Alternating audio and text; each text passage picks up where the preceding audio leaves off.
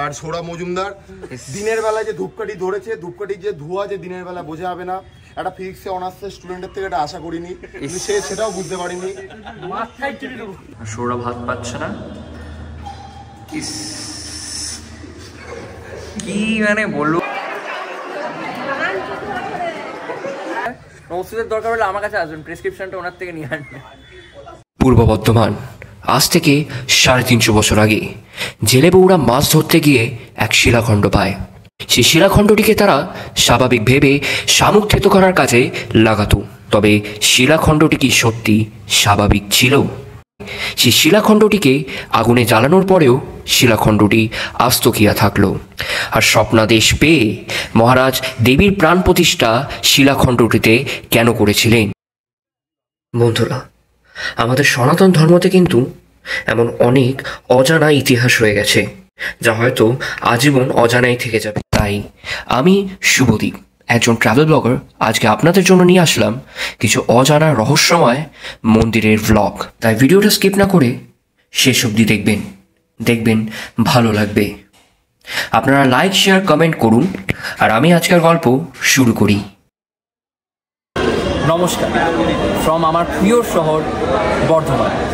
আজ আমি আপনাদের এমন এক জায়গার সন্ধান দিতে চলেছি, ব্লগে আপনাদের এই ভিডিওতে আপনাদের এমন এক জায়গা দেখাতে চলেছি এখানে 300 বছরেরও প্রাচীন প্রথম নবরত্ন মন্দির আপনাদের দেখাতে চলেছি।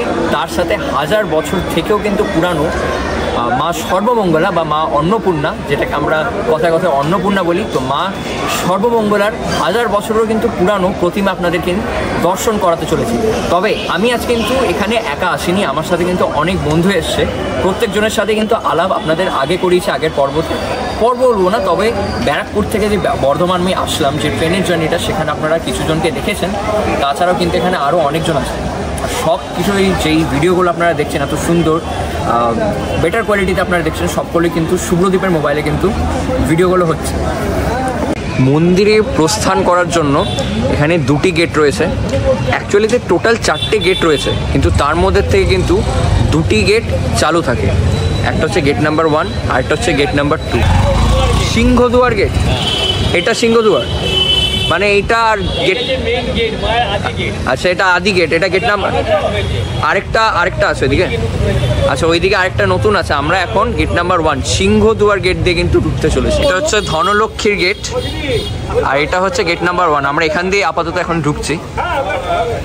আর এখানে দেখতে পাচ্ছেন সব ডালি, পুজো সামগ্রী সব রয়েছে। কত থেকে শুরু কাকু?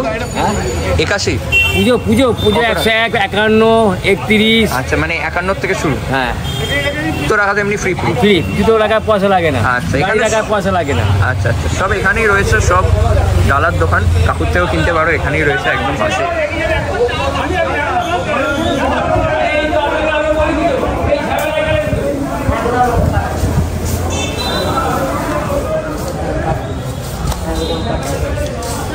ঢুকেই বাঁদিকে এখানে 2খানা শিব মন্দির রয়েছে। এইটা একটা শিব মন্দির, গাছের পাশে কিন্তু আরেকটা শিব মন্দির রয়েছে।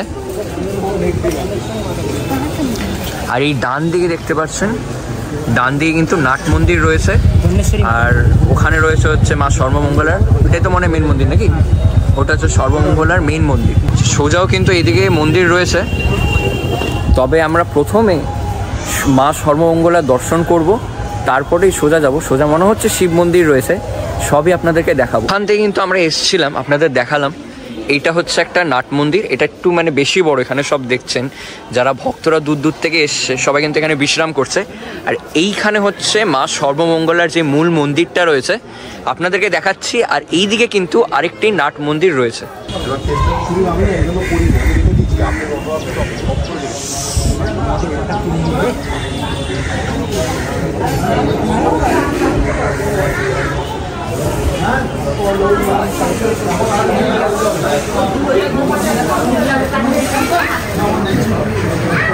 পুরোটা কত নিয়েছে?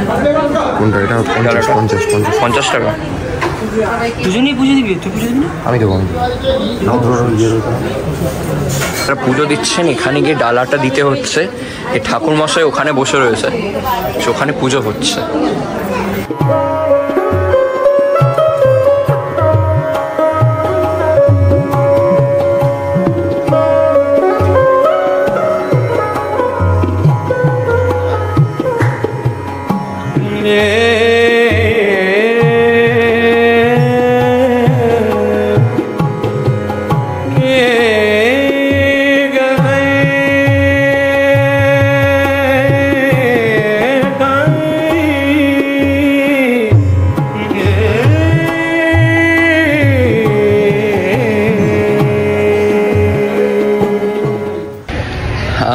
আমাদের মধ্যে বন্ধুদের মধ্যে খালি কিন্তু শুভ্রদীপই পুজো দিচ্ছে, আর বাকি আমরা কেউই পুজো দিচ্ছি না। তথাগত, সৌরভ, আমার তিনজনেরই কিন্তু ওষুধ চলছে। আমার ওষুধ চলছে হচ্ছে জন্ম ওষুধ। আপনারা হয়তো জানেন আমার ভাইপো জন্মিয়েছে, তো সেই জন্যই একটা ওষুধ মানা হচ্ছে। আমি জানি না এমনি নিয়ম আছে, মন্দিরেও যেতে নেই, কিন্তু আমি এত মানি না। যাই হোক, অ্যাটলিস্ট পুজো দিচ্ছি না। আপনারা তথাগতকে চেনেন, আগের ব্লগটাতে দেখেছেন। আর তথাগতর বন্ধু, আমাদেরও বন্ধু মৃত্যেশ ভাই, এখানেই থাকে আশেপাশে। তো বর্ধমানেই বাড়ি, আর একদম মন্দিরের কাছে বাড়ি নাকি? হ্যাঁ, এই তো এই বাঁকার ব্রিজটা পেরিয়ে তোমরা আমার বাড়ির ওপর দিয়ে এসছো বেসিক্যালি। আচ্ছা আচ্ছা আচ্ছা আচ্ছা। তো যাই হোক, আরও বাকি অনেকজন এসছে। সৌরভ, শুভ্রদীপকে আপনারা চেনেন। তার সাথে কিন্তু সৌরভের আরেক বন্ধু এসছে, আমার থেকে বড়, তাই আমি দাদাই বলছি। আর সুদীপ দা আপনাদের সাথে দেখা করাচ্ছে। কিন্তু জানতে চলেছেন এখানকার ইতিহাস। প্রত্যেকটা মন্দিরের মতন কিন্তু এখানেও একটা সুন্দর ইতিহাস রয়েছে। তবে এই ইতিহাসটা আমার মুখ থেকে না, আপনারা শুনবেন মৃতেশের মুখ থেকে। সো হ্যালো গাইস, আমরা এসেছি সর্বমঙ্গলা মন্দিরে। আর বর্তমানে সর্বমঙ্গলা মন্দিরে বেসিক্যালি একটা পুরনো, এটা আমাদের লোকাল যে মানুষ তাদের একটা গল্প আছে, যেখানকার যে রাজা ছিলেন প্রতাপচন্দ্র সিং, তো তিনি বেসিক্যালি আমাদের সর্বমঙ্গলা মাকে স্বপ্নে পান। মা সর্বমঙ্গলা কিন্তু মা কালী বা এরকম কিছু না, মা সর্বমঙ্গলা হচ্ছে মা অন্নপূর্ণা, অর্থাৎ অষ্টভুজা দুর্গা। এবং ইনি প্রথমে হচ্ছে এর পেছনে, মন্দিরের পেছনে একটা পুকুর আছে, সেখানে আগে জেলেরা গুগলি ভাঙত। তো মা সর্বমঙ্গলার যে আমাদের শিলা, সেই শিলার উপরে গুগলি ভাঙা। রাজাকে স্বপ্ন দেন যে আমি এরকম অবস্থায় এই পুকুরে রয়েছি, তুমি এসে এই পুকুরের পাশে আমার মন্দির প্রতিষ্ঠা করো। এবং তারপরেই এই মন্দির প্রতিষ্ঠা, এটা গত 600 থেকে অ্যারাউন্ড 600 650 বছর পুরনো মন্দির হবে। এবং এর মেনটেনেন্স খুবই ভালোভাবে হয়, কারণ রাজার ফান্ডিং রয়েছে, সরকারি ফান্ডিং রয়েছে, তাছাড়া কমিটি রয়েছে। তো বেসিক্যালি এই মন্দিরটার এটাই হচ্ছে ইতিহাস। আশা করি সবার ভালো লাগবে, সবাই একবার করে অবশ্যই এসে বর্ধমানে। এই হচ্ছে সুদীপ দা। ভালো আছেন তো সুদীপ দা? হ্যাঁ। কালকেও ট্রেনে উঠেছিল আমাদের সাথে নৈহাটির থেকে, তাই তো? নৈহাটির থেকে উঠেছিল, আপনাদের সাথে আলাপ করানো হয়নি। তো দাদা এখন MBBS নিয়ে বসছে, তাই তো? হ্যাঁ, ফার্স্ট ইয়ার কোন college? Prafullachandra Sen medical college. আজ থেকে 5.5 বছর পর যদি ওষুধের দরকার হয়, হলে আমার কাছে আসবেন, প্রেসক্রিপশনটা ওনার থেকে নিয়ে আনবেন। শুভ্রদীপ পুজো দিয়ে এসছে, কিন্তু দক্ষিণে দিতে ভুলে গেছে। কি বলছে? দিয়েছি 22 টাকা। দেখে তাহলে তোকে বলছিল কেন দক্ষিণে কই? 2 টাকা ছিল, টাকা ছিল না। পুজোদের এক্সপিরিয়েন্স কেমন বদ্দা? খুব সুন্দর এক্সপিরিয়েন্স, কিন্তু ধূপকাঠি ধরছিল না। সুদীপ আর আমি অনেক কষ্টে ধরালাম। আর সৌরভ মজুমদার দিনের বেলায় যে ধূপকাঠি ধরেছে, ধূপকাঠির যে ধোঁয়া যে দিনের বেলা বোঝা যাবে না, একটা ফিজিক্সে অনার্সের স্টুডেন্টের থেকে এটা আশা করিনি, সেটাও বুঝতে পারিনি। এটা মন্দির। চ ডান দিকে বিরাট এক সুন্দর বাগান, আর বাম দিকে রয়েছে কিন্তু আমাদের নাট মন্দির। আর সোজাসুজি দেখছেন ফটো তুলছে, তবে মৃত্যেশ্বর নামের মহাকালের এক মন্দির রয়েছে। ভাই এত এখানে গরম না, মানে এইসব দেখছেন অবস্থা কি, এত একদম ডাইরেক্ট রোদ পড়েছে, দাঁড়ানো অবধি যাচ্ছে না, এরকম অবস্থা দেখুন।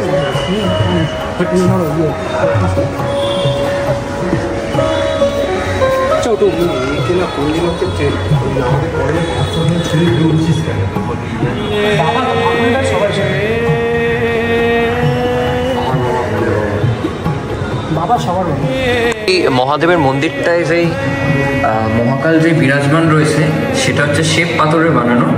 দেখুন ছোট্ট একটা নন্দী মহারাজ আর মহাদেবের ত্রিশূল, মানে একটা সুন্দর ছবিও কিন্তু রয়েছে মহাদেবের। আর মন্দিরের বাইরে দেখছেন খুবই সুন্দরভাবে কিন্তু টেরাকোটার কাজ করা রয়েছে।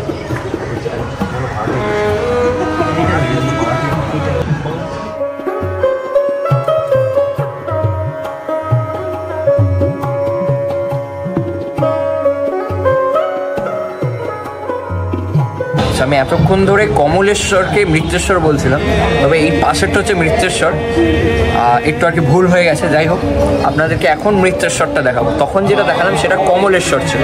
আচ্ছা, এই হচ্ছে মৃত্যেশ্বর মহাদেবের মন্দির।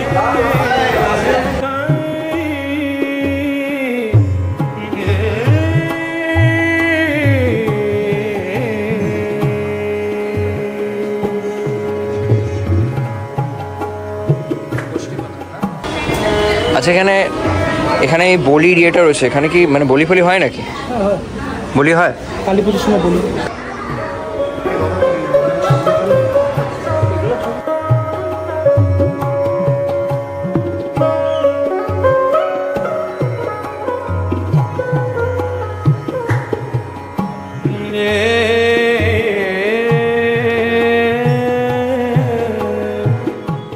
আপনারা যারা এখানে আসছেন তারা কিন্তু এখানে এসে মায়ের ভোগ কিন্তু খেতে পারেন।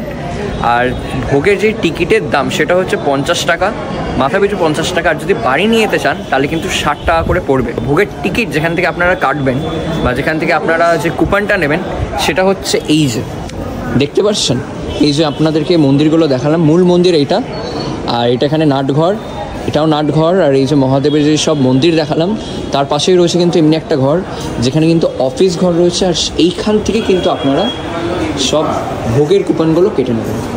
এইখানে মূল দুটো কিন্তু নাট মন্দির রয়েছে, তার মধ্যে থেকে একটা নাট মন্দির হচ্ছে একটা ছোট নাট মন্দির, আরেকটা হচ্ছে বড়। এই বড় যেই নাট মন্দিরটা আছে সেখানে কিন্তু ভক্তগণ যারা হচ্ছেন মায়ের দর্শনের জন্য তারা কিন্তু সেখানে ভোগ কিন্তু গ্রহণ করে।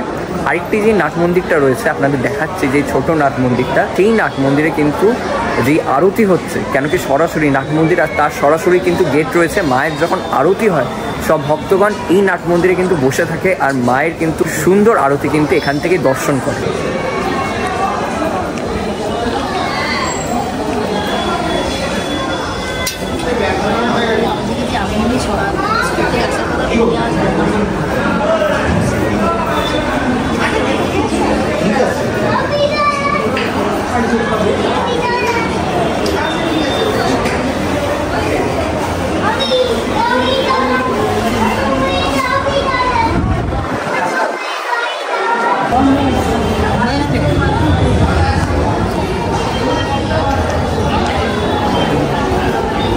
আচ্ছা, এই হচ্ছে সেই নাট মন্দির যেখানে বসে কিন্তু দেখছেন ভক্তগণ অনেকজন বসে রয়েছে। এখানে ভোগ ঘর রয়েছে, এখান থেকে ভোগ প্রথমে আনা হয়, মায়ের কাছে আগে ভোগ দেওয়া হয়, তারপরে কিন্তু ভক্তরা এখানে বসে কিন্তু ভোগ গ্রহণ করেন।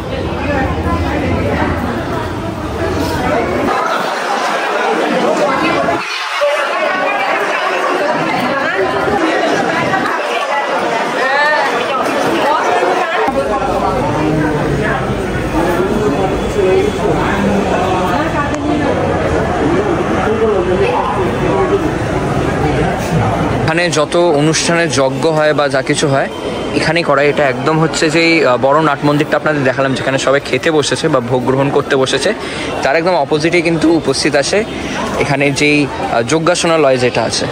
আর এই সোজাসুজি যেটা আপনারা দেখছেন এখান দিয়ে আপনাদেরকে দেখাচ্ছি,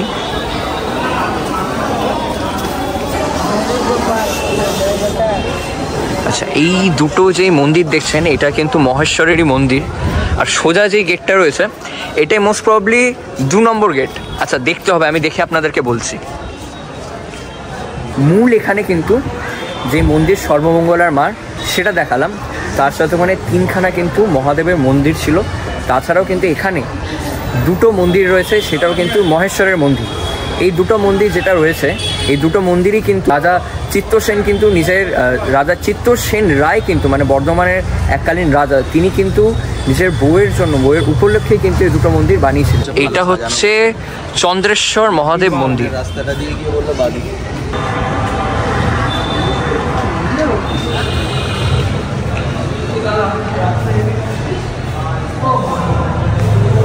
মন্দিরের পাশে কিন্তু আরেকটি মন্দির রয়েছে, এই মন্দিরের নাম হচ্ছে ইন্দ্রেশ্বর।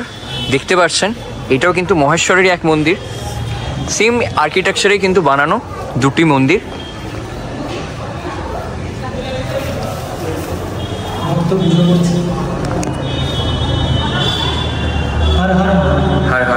তবে এখানকার যে শিবলিঙ্গ রয়েছে মহাদেবের কিন্তু বিরাট বড় এক শিবলিঙ্গ দেখতে পাচ্ছেন, তো বিশ্রাম করছে।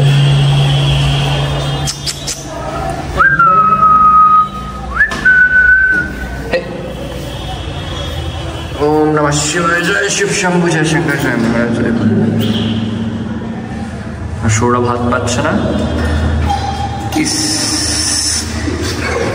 কি মানে বলবো ভাই, আমি চেষ্টা করি।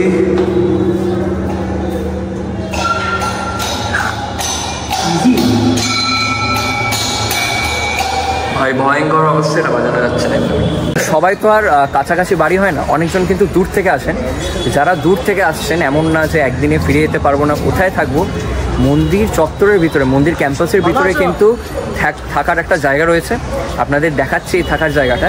এখানে কিন্তু রুমের প্রাইসটা আপনাদের আমি বলে দিচ্ছি, তাছাড়া কিন্তু যে নাম্বার রয়েছে, কন্ট্যাক্ট নাম্বার, সেটাও কিন্তু আমি ডিসপ্লেতে লিখে দিচ্ছি।